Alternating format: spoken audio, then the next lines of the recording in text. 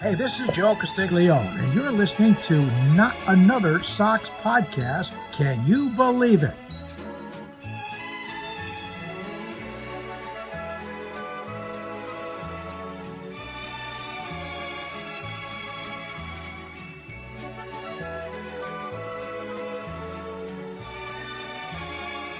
Yankees suck! Yankees suck!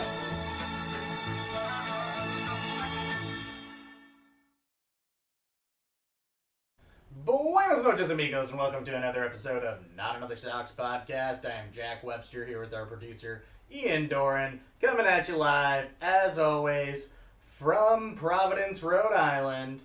Fellas, I'm still happy about the Sonny Gray trade. Same. We needed it. We needed it so bad. Still early in the offseason, so you hope there's apparently the mics aren't on. Oh, man. What do you mean the mics aren't on? I don't know. What if the mics are on? Mike. All right, how about now? Marco. Yeah. Scutero. Yay. How about now? Yeah. Mics are definitely on now. Okay. Buenos noches, amigos, and welcome to another episode of Not Another Sox Podcast. I'm Jack Webster here with the producer Ian Doran, coming at you live in Providence, Rhode Island. Fellas, I'm so excited because we got Sonny Gray. Sonny Gray trade was really good. I like Sonny Gray. Do you like Sonny Gray? Yeah. Yeah, I also quite like Sonny Gray. So shout out to Christy. Mics are on. Follow up. Good. There we go. Thank you. Yeah, we did it, Joe. We did it, Joe. Yeah, and that's the reason why I started off the podcast so quickly, if you're listening later. Yes. Yeah. It's a really big week in Red Sox news. Obviously, the Sonny Gray trade happened earlier this week, and that was really big for balancing out the rotation. Yeah, shout out Redbird's Farmhand for coming on again. That was a good episode. Nice little quickie. Yes, love me some Redbird Farmhands. We had how does it make you feel to know that we traded essentially Alex Verdugo for Sonny Gray? I would argue still Brandon Clark was the bigger name in there. Like, that's the guy that was the top 100 prospector.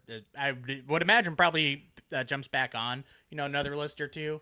And then, I was kind of saying, Dick Fitz, I appreciate what you did, all the jokes, all the good times, but he just didn't really have too much of a spot on this team. I kept forgetting that he was in that laundry list of just AAA starters that we're gonna have to some degree this season. Right. And when you start thinking about that, and you start thinking about where guys are in the rotation, we already have half the bullpen figured out. Right. Like this, the back end especially. So where does he fit in there? Is he the long man? And then you think about how we did keep Cooper Criswell already, so we have to kind of use him as the long man. There just wasn't a lot of avenues, so it was hard to see him getting more than 30 to 50 innings on the Red Sox this year. Right. Let's put it this way. If Richard Fitz or Dick Fitz was pitching consistently for the 2026 Red Sox, something probably went wrong. Where it's not his fault, but if that was the case, you have other options that you can go to now, which is what a concept. And yeah. To be fair, how lucky is the Red Sox rotation that something always happens to go wrong? Yeah, no, everything always happens or goes exactly to plan. Corey Kluber, your 2026 opening day starter again. I think I would kill myself. Yeah, especially since he hasn't pitched since with us, so I think he is retired at this point. You can't say that. No, man. Oh, retired. Yeah. Retired. Yeah. Thank you. Real funny joke. Is there any reason to believe Sox acquire another starting pitcher? I think so. There's room to, for sure. So you would have to get a little creative with it since, there are a lot of chefs in the kitchen already. So I think at that point, if you are getting somebody, I don't want another rental, unless if it's maybe someone like a Peralta where you would have a chance of extending them where you don't really need to worry about that with Sonny Gray as much. Right. And you could, go out there and get creative with another team and their needs and maybe trade a pitcher back or, maybe the team is, willing to move on from one of the back end guys, almost like a Brian Bayo, Right. I would prefer to keep him solid 4 or 5 guy, depending on how things shake out. But, if you are getting another guy to replace him in that rotation, then sure, maybe you do something like that, or it gives you a little bit more breathing room if you want to trade a Tolley or an Early or somebody like that for somebody with years of control, So I think there's certainly room. I think if you went into this season with the current rotation, assuming guys stay 80% healthy or whatever, like there's always some injuries and that type of stuff. You hope it's to, not Garrett Crochet or Sonny Gray or somebody like that. But like, if this team is able to just like, stay on the field and pitch well, they'll get you to the postseason. And that's a very good thing. But, we did that last year and it was great. And, we ended up getting bounced early. But you want another guy in that rotation, hopefully, to not only, help get you to October, but help get a little bit deeper in October, where you don't have to rely on a guy with 5 major league starts with your season on the line. Right. And, where you can possibly win the division and, skip the wild card completely. Like we saw with the Blue Jays, worked out pretty well for them. Yeah, not a bad strategy. Yeah, almost. Almost. Worked out really well for them until the bottom of the ninth. It worked out better for them than us. It absolutely did. Yeah. And what's even funnier is the entire year we're like, deep postseason run. We went as deep as the Red Sox could have gone. One whole postseason game. Yeah. No, we went 3 games. We only won 1, though. Yeah, I think that's the shallowest postseason run that could have happened. No, technically it could have been 1 game shorter. It could have, but then are we even making a postseason run? Because we didn't win anything. Yeah, I know. That it would feel very fake. Like the Reds made it this year, and they just got mollywopped in 2 games by the Dodgers. They did. Did they really make it? Like, you didn't play a single game at home, and neither did we, which sucks. Yep. So I think this year, was fine for getting some of the kids' feet wet in terms of the postseason and, being able to get them prepared for next year mentally and, physically. Like they played a full season with everything is obviously very important. That's why I think, one more pitcher, it can literally never hurt. It can't. Nothing bad can happen. It can only good happen. I hope that doesn't come back to bite us at all. Speaking of acquire good pitcher, how do you feel about the Blue Jays signing Dylan Cease to his 7-year, $210 million deal? Yeah, I didn't see this one coming. This one came out of thin air. So yeah, right? First of all, I don't think it's that much of a coincidence in terms of the timing that it happened the day after the Sonny Gray trade. Yep. So what that tells me is the Blue Jays were probably also in on Sonny Gray. And there's probably a lot of teams bidding for, a rental where it's only going to cost you $21 million with, everything looming for 2027. So I think in terms of, the timeline, the Blue Jays pivoted and, they didn't want to be left with nobody at the end of the dance. Like they signed a dude that is honestly pretty comparable to Sonny Gray. Yep. Yeah, in terms of, a lot of the strikeouts and the FIP and, kind of fake ERA in terms of bad defense behind them and everything. But one of the guys, you gave up some pretty toys, and as we've talked about, and Brandon Clark and Dick Fitz, those are major leaguers in one way or another. Yep. And, you did $21 million. That's not nothing. It's not nothing, Not especially, nothing. and, we might be looking at somewhat of a cap for ourselves. And when you're talking about, 7 years, 210, like, of course, he's probably worth that. He's younger. He's going to take him to his 35, 36 age seasons. The back end might not be great, but you're probably going to get some good years at the front there. But in terms of, what the Red Sox might be looking for, I'm definitely glad that they got Sonny Gray if it's kind of what they need more. Yeah. Doesn't block anybody. The Blue Jays love having just old guys like Kevin Gausman and Bassett. Yep. And everybody in their rotation feels like Rich Hill. Max Scherzer was 45 and starting World Series Game 7 for them, which I appreciate. And he did fine. Yeah, I said he was not the problem in that game at all. Yeah, he's a great guy. I would have him start a World Series game for us next year if he was available for just one. Maybe not. But no. Yeah, I thought you liked Max Scherzer. I do, but so you're a traitor. Yeah, You're a I'm traitor to Max I'm a Scherzer. traitor. Yeah, you caught me. I would have loved Dylan Cease on the Red Sox. Personally, I would not have given him $30 million because Crochet is making 28, and Crochet was significantly better than Cease last year. Yeah. So to think you're gonna pay more for a pitcher that would slot in after Crochet, I mean, I get that it's just money, but it also just doesn't really make a lot of sense. I don't Yeah. think anyone's outbidding the Blue Jays the $30 million for Dylan Cease. No. And that just tells me it's going to be an insane market for pitching. Yep. So I would not mind to Shocker. make another trade to get one of those dudes. But it also tells me a little bit that, we might see things kind of go a little faster than the last few years. God, I fucking hope so. I don't want another season or an off season where we're trying to figure out third base in February. Like I would hope all of our Christmas shopping is done before December 25th, and maybe you get some presents after. We do have a fail safe at third in that you can always slot Meyer in over there, but I mean, I would rather not do that. Yeah, or not have to count on that at least. There are some really solid third base options out there, including Alex Bregman, who we would love to have come back. I'm mentally penciling him in until he's not here. Yeah. Why, you wouldn't rather have Eugenio Suarez? No. No?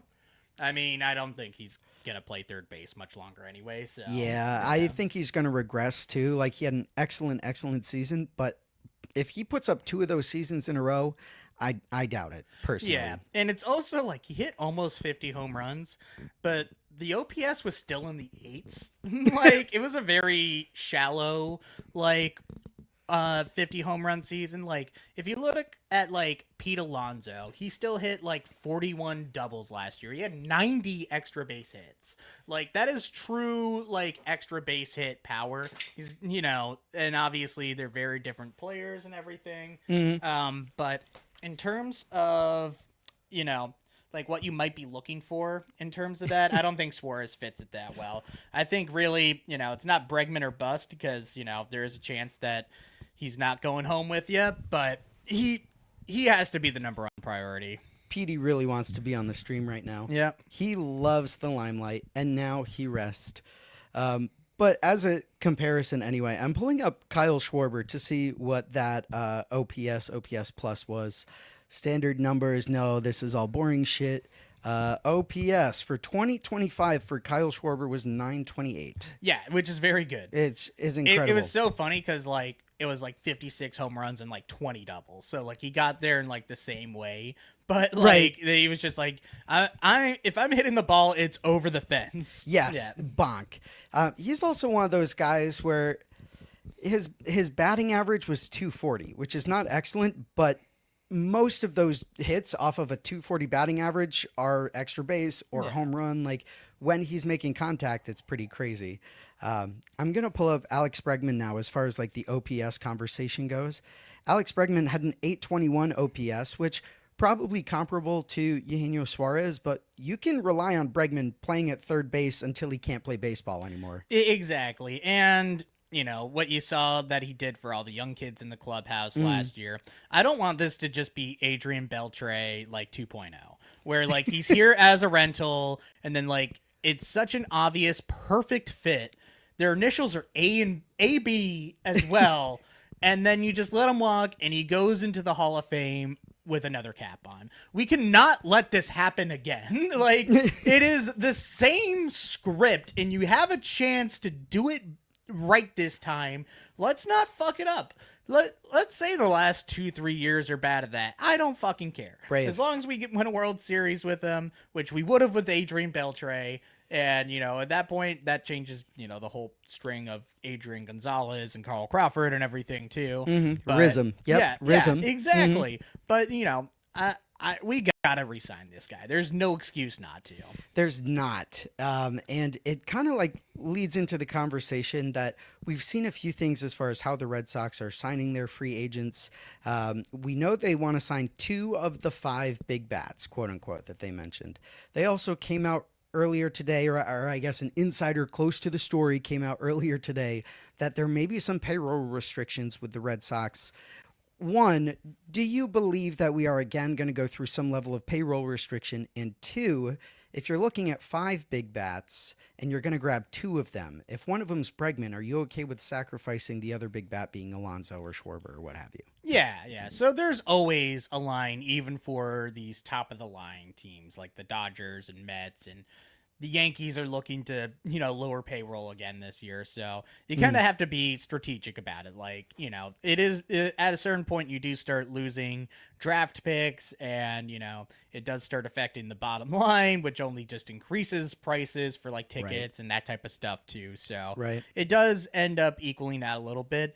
And, it would be wrong if we just went over this last year and then we're resetting again. We have another year or two where we can stay over that tax, where, we face some penalties in terms of fines, maybe a draft pick or two and everything. But you still it's hard to say we're going to re-sign Bregman and Pete Alonso, and then you sign, Ime from Japan and everything like that. You're not going through the candy store and picking one of everything. And... exactly. And, you have to keep in mind that, the payroll's going up because of Crochet and Roman Anthony. These are things that we begged for. So we already got some toys at home too, which is, what we prayed for. So it's hard to complain about that now.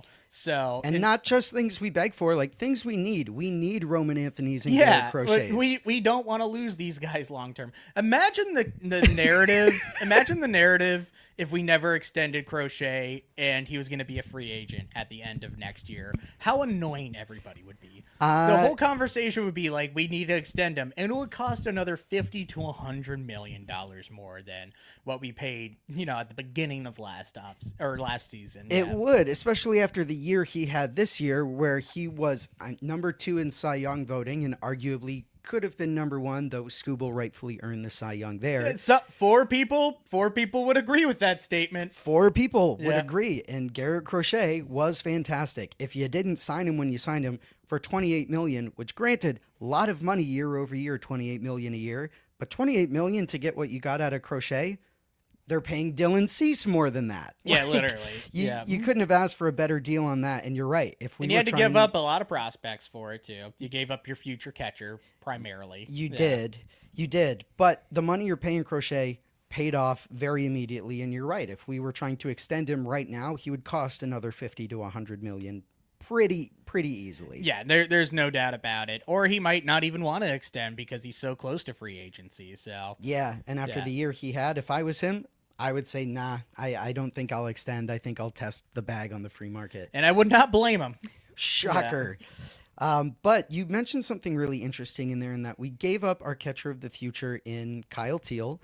Would still love to have him back. I guess he's on the trade block for some reason. Yeah, the White Sox are like, oh, you know how we finally are rebuilding and, have these young catchers and everything? Well, let's put it on black again. Yeah.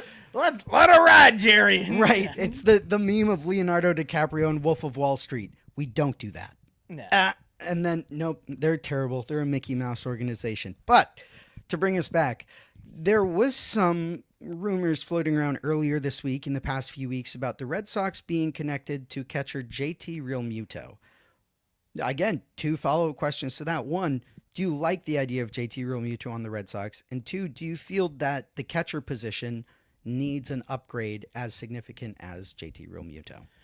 I saw the JT Realmuto stuff, and my mind immediately went, why? Yeah.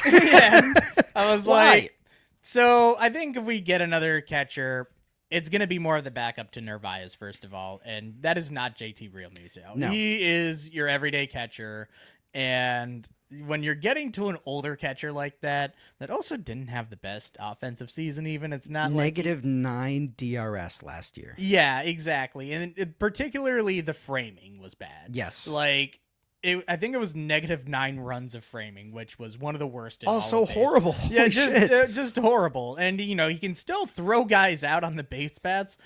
Cool. That's important. But when you're not blocking and you're not framing, Yeah, I don't want that behind the dish 100+ games throughout the season. No, especially if you're going to be paying millions for that. That is a bat someone's going to pay for. And it's like, if you're paying $15 to $20 million for that, like, I don't think it's really worth it. Like, if you're getting somebody else, get somebody where I guess you could still just option Connor Wong to AAA, and then you could just get like a real nice defensive backup catcher. And there's not a lot out there because teams don't like to give those up. They don't. Yeah, teams love having a good backup catcher. They do. Yeah. So there's only like a handful of guys out there that would really, tickle the fancy and, really like make a noticeable upgrade. Yeah. Okay. Yeah. All right. Who's tickling your fancy in theory? Yeah, exactly. So in terms of priorities, it's pretty low on the priority list. If we got like a noticeable better backup than Wong, and that's a whole nother debate, but there are better backups, like at the end of the day. Yeah. Yeah. There's nobody denying that, like, you could like do what the Braves did and just have two great catchers in Sean Murphy and Drake Baldwin. Like, yeah, nothing's stopping you from doing that. And yeah, maybe Sean Murphy. Sean Murphy would. I'm not going to deny. I'm not going to be mad if Sean Murphy joins the 2025 or 2026 Red Sox. Yeah, hilarious. He was with the A's when he got picked up, brought over to the Braves, and love to have him in Boston. But I agree. I don't think the catcher position is waving a red flag saying, help me, help me. Like, I think we need like depth there, where we saw it with some of those Rule 5 trades, essentially, where we got like guys in the lower minor leagues. It would be nice to get a guy in the higher minor leagues, like, Yeah, like what about Jorge Alfaro? What Carlos Narvaez was supposed to be last year. Carlos Narvaez was supposed to be like the third string catcher where, he had a strong chance of being that backup catcher out of camp, and he was, and earned the starting job pretty quick. But like, I think their plan was like to be like, hey, like, if somebody gets hurt, or if one of the catchers are struggling, then we have at least a solid glove catcher out there in AAA in Carlos Narvaez. And then he ended up being pretty good with the bat, and a Gold Glove finalist. Yeah, robbed, by the way, by Dylan Dingler. That was a robbery of the highest order. Yeah, and I think if Narvaez stayed 100% healthy all year, then he probably would have won it. So yeah, I mean, and I think Wong was hurt last year too. I'll give him that. That probably zapped the power, and whatever. So in terms of like backup catcher, we'll see at the end of the off season. But I would be more surprised than not if we did. I would put it like 30-70, 30% that we do, 70% we just stand pat. Yeah, there's just not a lot to do there, and you're getting Connor Wong for $1.6 million. Like, that's a tenth of what you would pay for JT Realmuto, and Wong had the better defensive numbers last year than Which Realmuto. is sad. Yeah, yeah. And then a few other guys out there that might be interesting, like Jonah Heim is going to be available. Reese Again, McGuire. not the best defensive. Reese McGuire somehow had like a pretty good defensive year.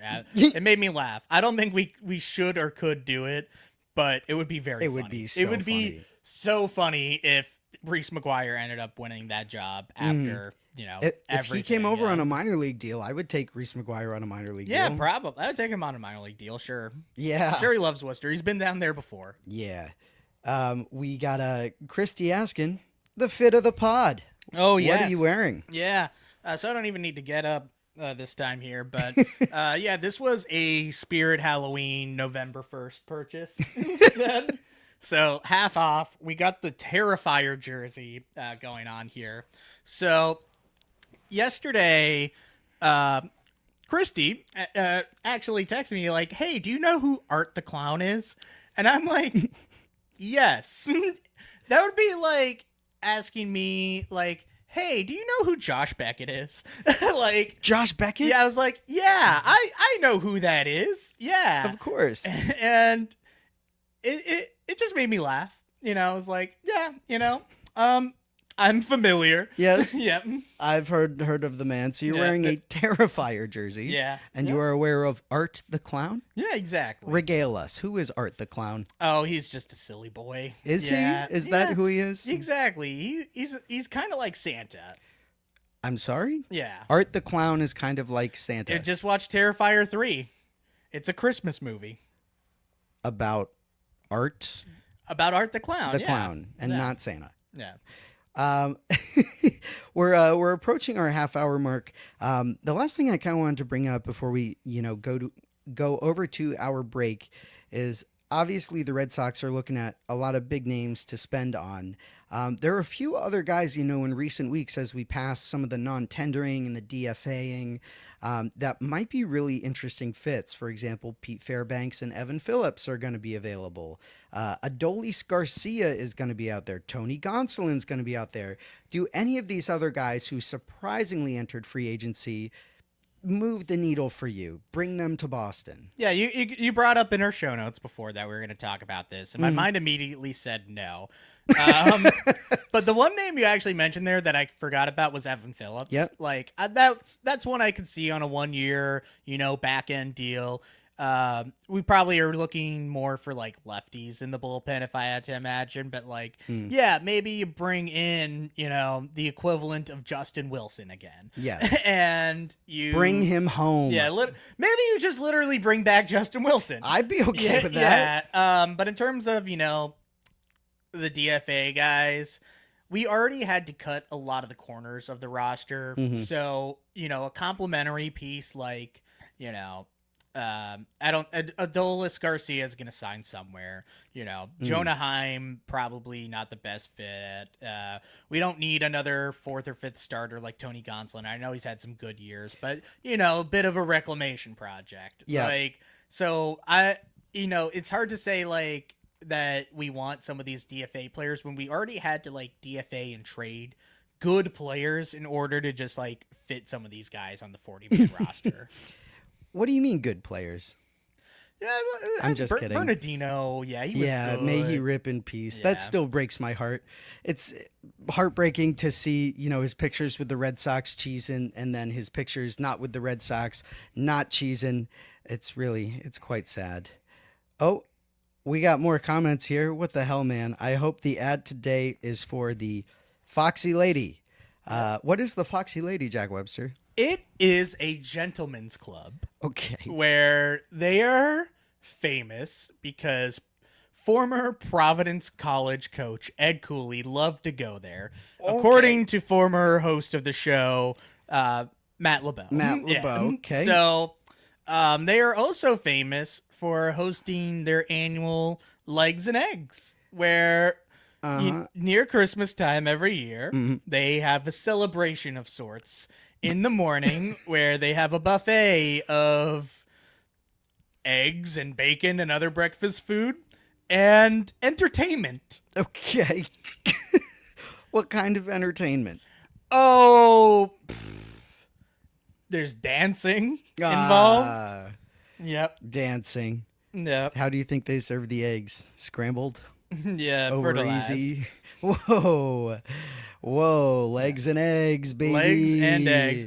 There's a strong chance that is the ad this week, and I would be very happy with it. If it was legs and eggs? Yeah, if it was Legs and Eggs. You know what? We should ask the Believe Network if they can get a little legs and eggs ad going for us. Yeah, they gave us the option to not do some ads. We were very against gambling, and there's probably other ones. I don't want any bullshit or medicine or anything like that. I wanted to be for Yorker shoes, or the Foxy Lady Strip Club. Yeah, or Gentleman's Club. Gentleman's Club. Yeah.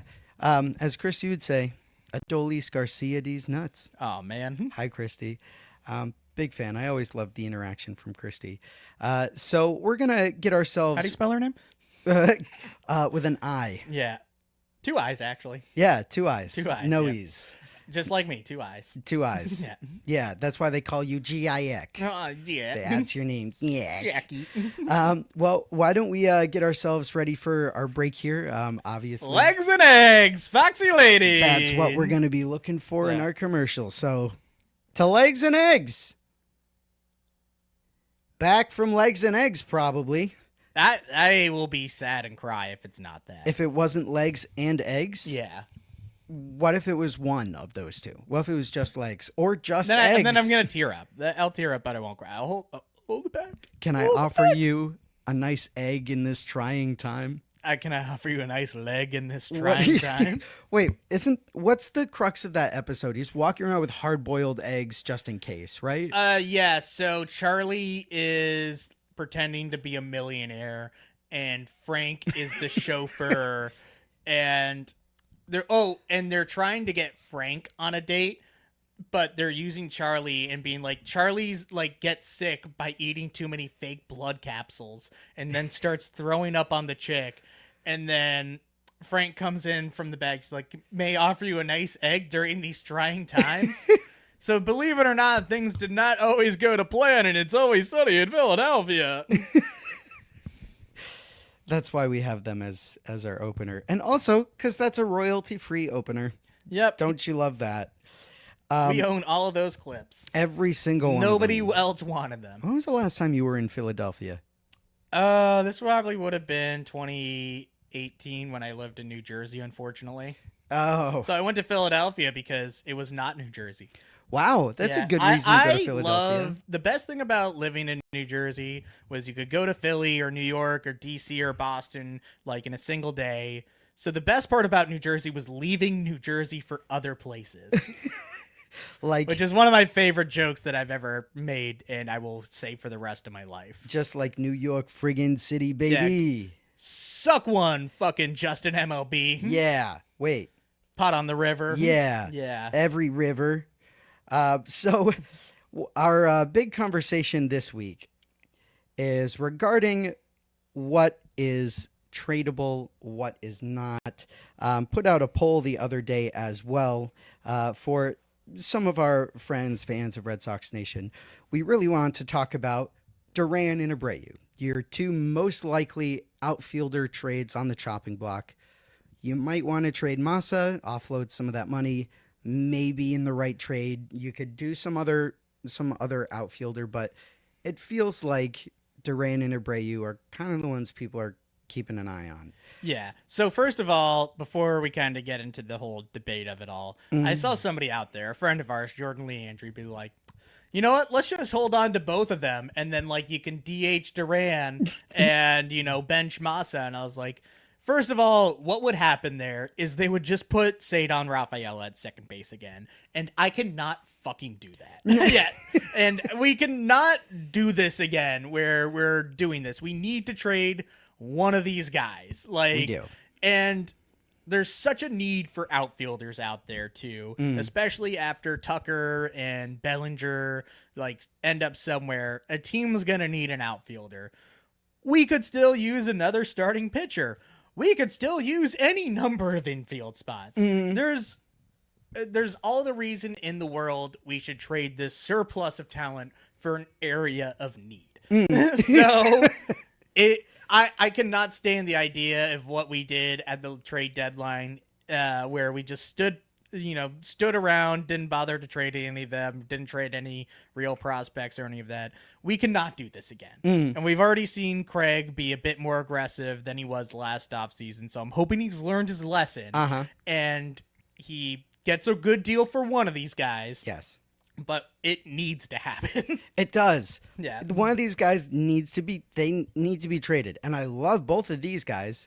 What if we trade It's a great someone problem. else? It's a great problem to have. Yes. If anything, you could trade both of them. Yep. At the same time. Honestly, yeah. These teams need multiple outfielders. Just you probably won't, and you probably shouldn't. But you could, because Christian Campbell is also out there, and he's only going to be playing the outfield from what it sounds like. Christian Campbell is available. Do you think he's available for trade? No, and honestly, you shouldn't, because the value is going to be as low as it's ever going to be. Right. Yeah. Also, if you just that's what I'm him... saying. He could, if you traded both theoretically, you could slot him in there. Yeah.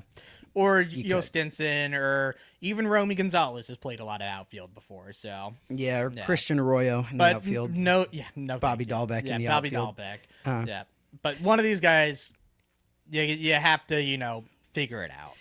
You do, and before we get into the debate too, the correct answer is whatever gets you the best return.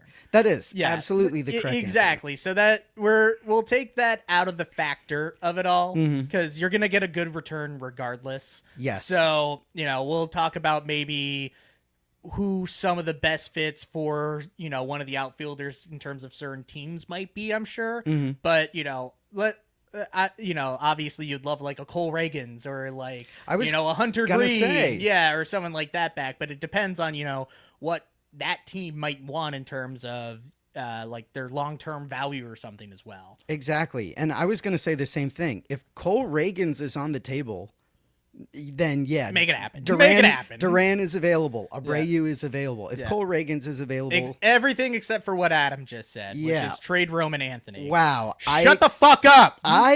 Do I even highlight that? Yeah, look, can we? Chat? Can we kick him? Chat. Can we kick him? Trade Roman Anthony. Not even like kick him out of the chat. Literally kick Adam. Yeah, if you see Adam out there, kick him. Even though Adam is a little big and a little scary, kick him. Yeah. Tell him we sent you. He's afraid of us, I hope. He is not afraid of us. He should be, though, because we're very scary. Yeah. We did ask for some opinions of this on Twitter. I'm going to post our first one here from @WallyIsKing25. Trade Duran, Abreu more sexy. What do you think? Did that pop up on the screen? It didn't. It's probably still loading. Okay. Everything just takes so much longer. Both of them are sexy. They're both handsome men. I'm gonna say that, like in terms of pick your poison, but they're both handsome gentlemen. You think both of them are handsome gentlemen? Yeah, they're both sexy. What if they kiss? What do you think happens? Like Willier's got like the huskiness where like he's the thick beard and like that sexy like Spanish accent, and you know what, his English is not that bad either. And Duran's got the tattoos, he's got like the fucking mustache with goatee kind of thing, he's tall, he's athletic, so both of them very sexy. I would agree with that sentiment. Yeah. Whichever one gets you more sexiness back. Yeah, I like. But the thing is, Duran might be more sexy because he's like the bachelor, while Willier is married with kids. Yeah. Hey, a lot of women are into guy married with kids. Yeah, that's true. Yeah. Adam posts here. I'd let Ian kick me. You mean it? Aw. Thanks, Adam. We'll make this happen. Here is another comment we got from Mike D3. No right answer, just who is the return. You get a number 2 starter, you move. And I think either one of them can get you a number 2 starter. I think either of them do. It depends on who your partner is. Exactly. Obviously, the Royals, you can get, knock on wood, if you can get Cole Reagans out of that, you move. And then if it's the Twins, you're probably moving Abreu for a Pablo Lopez or for a Joe Ryan. Yeah, and not that they would be the best partner, but we even saw last week, like, Redbird's farmhand was like, yeah, I saw, like, Willie Abreu throw out, like, I think he said, like, Lars Nootbaar. He's like, I want that player on my team. So I'm sure there's a, yeah. Yeah, well, he is, good. Yeah. We had another comment here from earlier today. We have this from @Yankee Winery. So I can already tell you this is not a good comment. Trade both. Campbell, Rafaela, and Anthony should be the starters. See, I was kind of saying Campbell, but I don't think you want to count on that either. I think like Campbell is a perfect insurance everyday outfielder if any single person out there ends up going down. So, And here is another neutral approach from this, which, I got to tell you, @Michael Herman, I don't know if I love this approach. It reminds me of the neutral planet in Futurama. Like, I feel strongly neither way. Tell my wife I said hello.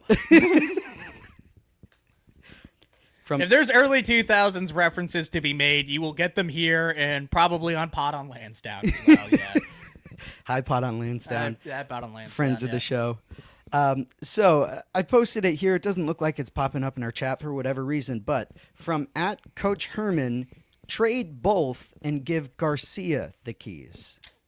I have a little bit of a hard time doing that since, I like Garcia a lot, but he's our Miguel Andujar in terms of players that have already been traded, that have not been traded yet. Yeah. I was trying to figure out which Garcia he meant. I'm guessing Yostinson. Yeah. Because at first I was like, is he referencing Adolis Garcia? That we should go out, get Adolis Garcia, trade both of these guys. The last thing we need to do is get another outfielder. Right, but if you're trading both Duran and Abreu and then you sign Adolis Garcia, it feels like a lot more work for areas of need you don't need. Yeah, no, you don't need to reinvent the wheel here. You don't. So here is our first more polarizing opinion from @Derek Kimburo. And we'll post this in the chat here for anyone following us on Twitter. From @Derek, trade Wilyer. He has been injured, worse against left-handed pitchers. Duran posts one of 4 players with 150 extra base hits in the past 2 seasons, led the AL in triples for the past 2 seasons. So, an opinion of trading Wilyer based on the injury history and performance against left-handed pitchers. So, I was surprised by this. Mm-hmm. Wilyer hit lefties better in terms of OPS than Duran did last year. Okay. So, Duran had a 600 flat OPS, and Wilyer had a 667 OPS against lefties. Neither of which are good. But we saw, over the last 2 years, Wilyer kind of maybe get pinch hit for or not start against like a tough lefty or something like that. But he got a few more opportunities this year and made the most out of it. So even just watching the at-bats against lefties for Wilyer, you could tell he had a better approach. He wasn't trying to hit the ball out of the ballpark. He was just trying to get on base. I think he still had above 300 on base against lefties. So that's all that you need.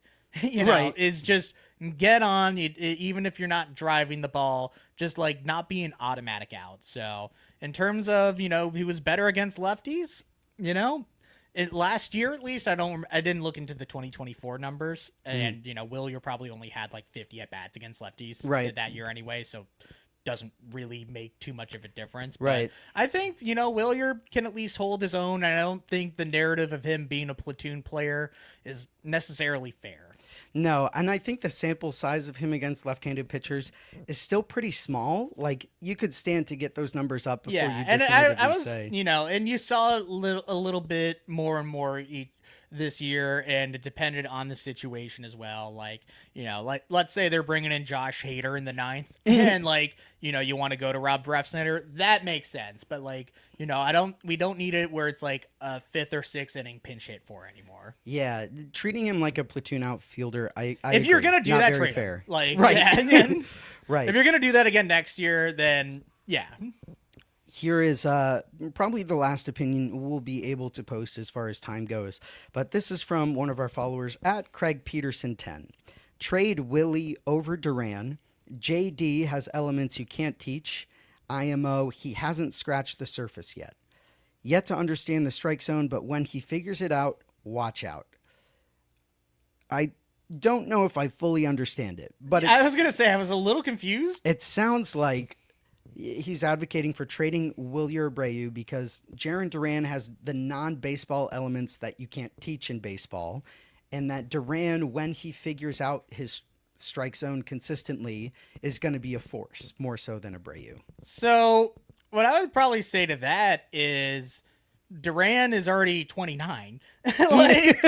Like this is kind of, the player that he is to a degree. Like Wilyer, is entering his age 27 season and, already has 2 full years under his belt where Duran was just getting to start at 27 full time. So in terms of, scratching the surface, I mean, we saw Duran be like a 6+ WAR player. Yes. Like that is the ceiling for, just about anybody. Yes. which is very good. That's not saying that as an insult, but in terms of scratching the surface, I'm not sure, the older Duran gets in his early 30s, mid 30s, it's going to quite stay the same skill set since we'll see how the speed does. You don't need to worry about it for next year or maybe even the year after. But in terms of long term, yeah, I mean, it's almost like a Jacoby Ellsbury type of situation where if that speed does go, there's some other red flags. Yeah. And Adam @DuncanTurn on Twitter agrees with you. The element Duran has that you can't teach is speed, which is going to age like milk. Yeah, exactly. And And it's not like Willier is the slowest lunking guy either. No. Like I think he had above average sprint speed. Like it's what you can really ask for. I mean, fucking Josh Naylor and Juan Soto also average speed. So like you can generate stolen bases in other ways. Yeah, and Willier Abreu did have a handful of stolen bases, not to the same level as Duran, but what you're I think saying he had like is 6. Yeah, it's Yeah, not nothing. it's not Yeah. nothing. But what you're saying is Abreu is not a slow fat fuck, which he's not. That is a correct statement. We literally see glide around in the outfield like it's nothing out there. So like Meow. it's not like he's slow. So now we get to the fun part, right? Because I know that you and I are on different sides of the fence for who we would rather keep in Boston. I'm definitely more a proponent of keeping Duran, and yourself, it sounds like you're more a proponent of keeping Abreu. What about Abreu lights you up? Like, why would you keep Abreu over Duran? So we have complained about the defense on this team for ages, and we finally have 2 Gold Glovers out there, and a guy that's won back-to-back Gold Gloves in his first 2 years. Right field at Fenway, extremely difficult, probably the hardest right field in all of baseball. I would easily argue. Because it big? Yeah, because they're big, so it really plays a lot more like a center field. So when you have a guy that can be a Gold Glover out there, has a fucking cannon for an arm, great range. True. And when you have a guy, even like, let's say Sonny Gray, for example, where a lot of guys are hitting the ball in right center field, and having a guy out there that can platoon out there, like, really helps you a lot. And then, Duran, the defensive metrics literally all over the place. Like, you see some good ones with like defensive runs saved, but then it's like -4 for outs above average, but then the arm was better this year. And a lot of that came from just misplays of like 1-star plays in terms of like just essentially gimmies where he just dropped them, so that affected some of the numbers too, but they still made a difference at the end of the day. So in terms of who I trust out there more in the outfield, I think Willier gives it a consistent like just 100% out there, like when he's ending games by throwing out that fat fuck Alejandro Kirk at first, and throwing out Lars Nootbaar and everybody else out that there. Bullet from the outfield, insane. That would be probably the number one reason why I'd want to keep Willier over Duran, and there's some other reasons too, but I think if you can just have somebody out there like Roman Anthony that showed such strong defensive promise and have potentially 3 Gold Glove outfielders out there, like that is an actual possibility next year. Like if you have those 3 guys where, if you do trade Willier, I think Roman is probably better in left than he's going to be in right field, especially at Fenway. So I think it helps in that regard as well. Sure. And I'll ask you some follow-up questions before I hop on my soapbox about Duran, but do you think Duran's not a good defender? It's a mixed bag, kind of like I was saying. You don't know what you might get. So I think, we've seen him be that good defensive center fielder, and that's where a lot of like the outs above average in 2024 came there. But now we have the best defensive center fielder in all of baseball. So if he's playing left, you don't need Picasso painting your garage as much. like I remember. What a great saying. Yeah, exactly. So in terms of what the team needs, I think having just literally the best defensive right fielder in baseball at Fenway Park is always important. Great. So I'm going to hit you with another follow-up question. If it sounds like I'm being a dick, I am. I hate you so much. Yeah. I mean, of the 4 categories you would look at, offense and defense 24 and 25, the only place that Abreu statistically outpaced Duran was 2025 defense. And 2024 defense, the only reason Jarren Duran did not win a Gold Glove is that he played excellent baseball for 80 games at 2 outfield positions, which I think he should have won a Gold Glove for either center or left field. I don't think he did, which is a bummer, but that's why he didn't get the Gold Glove in 2024, because he played 80 games in center and 80 games in left. Not 81 in each, because he had the 2-game suspension because he was running his mouth, which we can all agree, like, stop doing that, right? But as far as the offense goes, he's produced the same amount of home runs in 2024 and 2025 as Willier Abreu has. He has played significantly more games, posted significantly higher wins above replacement, stolen bases. I'm more an advocate for keeping Duran because as far as your B War goes, he had an almost 9 B War season, and then for F War it was over 6. I would have to double check the F War for. It was in the 6s. I remember that. Yeah. Yeah. So I'm an advocate for keeping Duran because I think Duran's just the better player. I think in terms of, peak, Duran might be too. But, if you're looking at what you might get for next year, I think Willier is still hitting his prime too. And I think some of the numbers hurt Willier when he came back from the IL this year too. And there is some concern about the injuries, mostly that it's been 2 years in a row, but neither one have been significantly long times either. Like he's still been out there, and in terms of production last year, they had essentially the same weighted runs created plus. Like I think Duran was 111, and I think Willier Abreu was 110. So let's check those numbers. That is correct. Yeah. That's exactly what it is. Duran is 111 because and Abreu I was is looking 110. it up earlier. Oh, yeah. So, in terms of like production of the bat, I think it kind of depends on just more what the team needs. Like, do we need another table setter at the top of the lineup when we have, Roman Anthony, who's going to be your leadoff hitter next year because of his high on base? Or do you kind of want somebody a little bit more in the middle of the order that can hit the ball out of the ballpark? I mean, they have the same amount of home runs, but on a, per at bat basis, when Willier was kind of on a platoon role and, missed some time for injury, there is more just raw power there at the end of the day. And I think, we might see a little bit more now that he's kind of learning lefties a little bit, hit at least 1 or 2 off some left-handers this year as well. So I think, you can't pencil it in until you see it. But if you're asking me who's probably going to hit more home runs in 2025, I think it is still Willier Abreu. I think the numbers would say if they got the same amount of at-bats, probably Willier Abreu. Yeah. But you're relying on Abreu being healthy, which we've seen in the last 2 years. He has taken the first in 2024 wasn't an incredibly long stint. In 2025, they said it was going to be a short stint, and then they pushed it back a week, and then they pushed it back a week, and then you put him back in for the postseason, and he just couldn't be serviceable to the team. Yeah.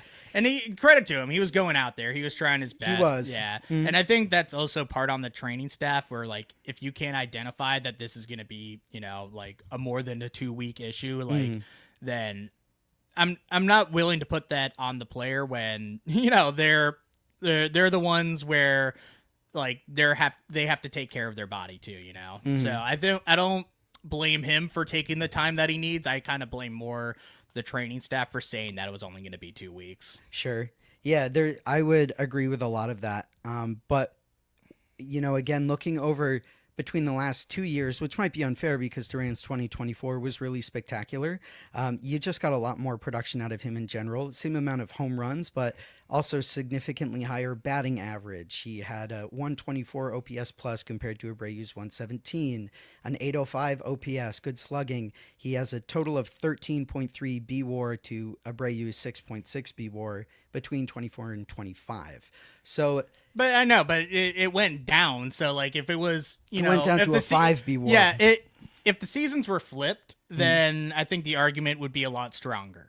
Since I think if Willier, is out there playing every day, I think he lost 0.3 B WAR just in that last week of the season when I think he literally did. So I think he is probably closer to the 4.5 win player if he's out there, the same amount of games, which I think you still do, count on. Like, I think you're going into the season being counting on either one of those guys being your everyday outfielder out there. Like, it could be just as easily next year, Duran pulls, something in his quad or something like that, and you're facing the same issue. So it is really hard to forecast just because of, what's happened recently. And, it's not like it's fucking Giancarlo Stanton out there where it's like, like total meathead, injury prone type of thing. Like, I think it's kind of too early to say someone's injury prone unless if it's like literally every season, like someone like a Marcelo Meyer or like Trevor Story kind of. Yeah, or Tristan Casas at this point. Yeah. It's a really tricky conversation What I would concede about Duran is like he's got to keep his head on straight. Like he's got to stop reacting to fans and like being hard on himself when he misses things. He posted spectacular numbers in 24 and strong numbers in 25. But what it comes down to is you're absolutely right. And what some of our commenters said is absolutely correct is like who nets you the higher return. And I think it depends on what team you're trading with, because there are, teams that would probably prefer Willier, and there's probably teams that would prefer Duran, just depending on, where they're at with everything. And I think if, it's not a lot, but if you do trade Duran, you open up another $8 million. It's not nothing. You do. Yeah, where Willier is essentially still free. So Yeah. that does not make no difference at all. It doesn't. Yeah. It's so funny to think of these rookie players too as like essentially free when I don't think I'm going to touch 800,000 in my life. Yeah. Like high six figures. Yeah. Essentially free. That means nothing to John Henry. Literally, it doesn't. Who might have some payroll restrictions. Yeah. I don't know. I think you're right. Don't react to the idea of payroll restrictions until we know what this team looks like. Because last year, Breslow still built a competitive team, just a few million over the first luxury tax. So yeah. So I think in terms of what teams might be looking for, if you're looking for kind of more of a, player right now that's going to be at the top of your lineup, like, a team like the Reds or the Royals might want, then they'll probably have more interest in Jarren Duran. But if it's someone like, let's say, the Marlins, where, they're looking for that long-term value and everything, then they'll probably want somebody like cheap and just under a bit more control, like Willier or Abreu. So I think it really just depends. But both of them have tremendous value at the end of the day. They do. That's the good news. And Craig even said at the trade deadline, I'm not trading either of these guys right now because I need both of them to get to the postseason. Yeah. And he was right. So the sad part of the conversation is we would love to keep both in a perfect world. Yeah. But it is an imperfect world. Teams are going to pay a lot for them. We cannot play Sade on at second. No, we can't. Keep him in. You have to keep him in You're also center. not playing Duran at DH. Shut up. Yeah, you're also... I saw people say that all throughout last year, and I'm not going to pick on the guy for it, but, he does not seem like the type of mentality where he's gonna be okay with just riding the bench half of the time, or being in the dugout half of the time, I should say. So I'm not sure that's a very good fit for him. I think having him stew around and literally chew on every single at bat is probably horrible. Probably terrible. Just someone that we know has got I'm not trying to be mean about this, but someone that we know has been very tough on himself and gone through mental health struggles. I'm not sure that's best for him as a person. Being a DH is a lot harder than people think, just like Rafael Devers. It's also, it doesn't make any sense if you're saying, you know what, I'm going to make this upgrade at the DH position. Let's get rid of Rafael Devers and replace him with Jarren Duran at DH. No thank you. Don't get me wrong. I like Duran. Half of his value is and we probably in the still outfield. do trade Massa. That's a whole different conversation. Regardless. Yeah. I also don't want either one of these trades just to be attaching Jordan Hicks or, or Massa in there just as a salary dump. I want just the best return that you can get. I would agree with that, though I do hate Jordan Hicks. Yeah, attach some prospects. We got plenty of them. Do what you need to. I would rather DFA Jordan Hicks than attach him to that trade. I don't fucking care at this point. You would rather kill Jordan Hicks is what you're saying. No, to death. We're live on camera, so no. In Minecraft. Yeah. Well, it's also, he seems like a nice guy. I just want him to not play for my baseball team. What? Yeah. Are you saying nice guys can't play baseball? Nah, man. What about Garrett Whitlock? He's really nice and he plays a lot of baseball. Yeah, Team USA. I might get his jersey. I know. It's going to be sick. It is, yeah. I might not get Hicks's jersey because he will not be in it. He shouldn't be in it. So very polarizing subject, of course. You see it all over Red Sox Twitter for those that follow us on Twitter or don't. Everyone's all over. Let's trade Duran. Let's trade Abreu. Let's trade one of them and get something. Yeah. And hold your ground. Hold your ground. Hold the line. Like I was saying, once some of these outfielders start to sign and the Yankees are already filled up with so much Trent Grisham. So full. So full. Spencer Jones. Jason Dominguez. So there is a large market for it out there, and a team's going to make a desperation trade, and I hope it's the Royals. And we are right to ask for the moon for either of these players. Yeah, exactly. They both have like 3 to 4 years of control, with not a lot of money, and they both are producing right now. A team needs those types of players. Yeah, they sure do. From at Christy Lala, let's trade Petey. Yeah, I'll trade him for a bag of Doritos. You'll trade him for 1 soda from a vending machine clubhouse. Yeah. Well, we're at the end of our episode. I do have a game for you tonight. In the spirit of Stranger Things returning, and also of it being pretty good. Yeah. This is an endorsement. Go watch Stranger Things. I'm going to give you 4 Red Sox players. Average, regular people Red Sox players. I want you to pick a different player in baseball that represents the upside down version of that player. Okay. So your first one is Tristan Casas. So, like, am I picking, like, an evil, fucked up Tristan Casas? Yeah, like the evil twin, the upside down version of Tristan Casas. Okay. I'm gonna pick. Oh God, who's just like a hick out there? Like, does it have to be a current player? Yes. Yep. Okay. Current player. It has to be a current player. Yeah. You can't just be like, Babe Ruth. I'm gonna go Christian Walker. Like, where you don't hear a lick out of him at all.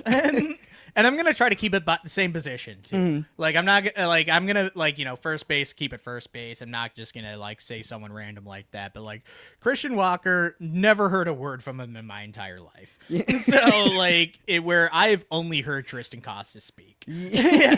So I'm gonna say that's the upside down version. The upside down of Tristan Casas is Christian Walker. Yeah. Your second guy is Alex Bregman. Alex Bregman. Okay. So like. Oh no, you just had a thought. Yeah. It's Rafael Devers. It's Rafael Devers. Like, when you're thinking of a third baseman that's not great for the clubhouse, it's Rafael Devers. So Alex Bregman's upside down version is Rafael Devers. Yes. Great. Yep. Third player. Is going to be Garrett Crochet. Garrett Crochet. Okay. I'm gonna say Dylan Cease. Yeah. Okay. Why is Dylan Cease the upside down version of Garrett both former Crochet? White Stockings. Okay. Yep. Dylan Cease just seems like such a weird dude.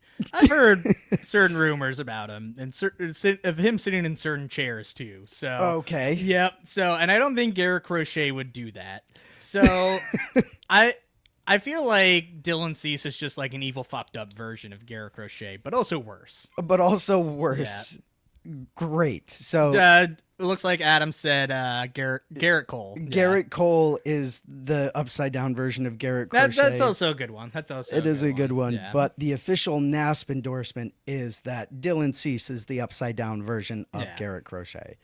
And then your final one. This is going to be a good one. I would love to see what you do with this. Who is the upside down version of Aroldis Chapman?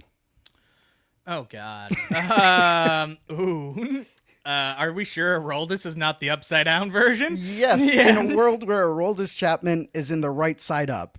Yeah. Who is the upside down version of him? Liam Hendricks. Okay. So Liam Hendricks is the upside down version because he's the good guy? Yeah, because he's the good guy. Yeah. Wow. Yeah. Well, ding, ding, ding. You and Adam had the exact same answer at the same time. Wow. There we go. Wow. That's why I like Adam sometimes. Wow. Yeah. Well, now you guys have to kiss.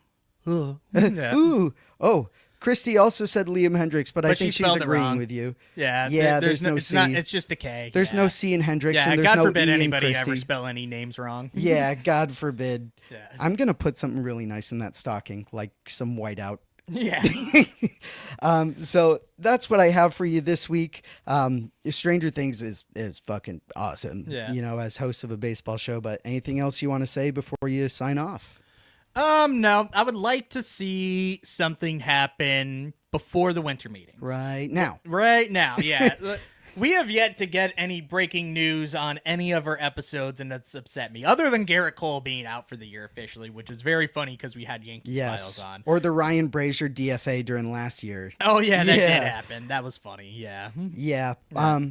But yeah, I hope we see something in the next week. I hope we see a good trade for Duran or Abreu. And I don't think that happens within the next week. I think that happens so. like in January. Yeah, I'm thinking the same thing. And check us out next week. The winter meetings are going to go live. We're going to do a little sprint 3 nights in a row. We're going to have 3 guests come on, talk about the winter meetings. Some familiar faces. Yeah, what we want to see a bit more in the off season and from the winter meetings. Who are we going to have on next week? So everything's TBD. Yes, of course. We'll see if anything changes. But we're gonna have our friend Corbin from Red Seat Radio on again. Yep. We're gonna have some of the Play Tessie guys on, and we are going to have some of our friends from Pot on Lansdowne on again. So hopefully Jake doesn't show his whole entire butt and balls again, like he did last year. Yeah. And if you're hoping that happens, you're gonna have to watch and find out if you see Jake's whole butt and balls. Yeah, his entire dick, balls, and butt. I can end the stream from where I am. I'm using the backup computer for you watching, but I got it. Okay, well, I love you. Okay, I love you.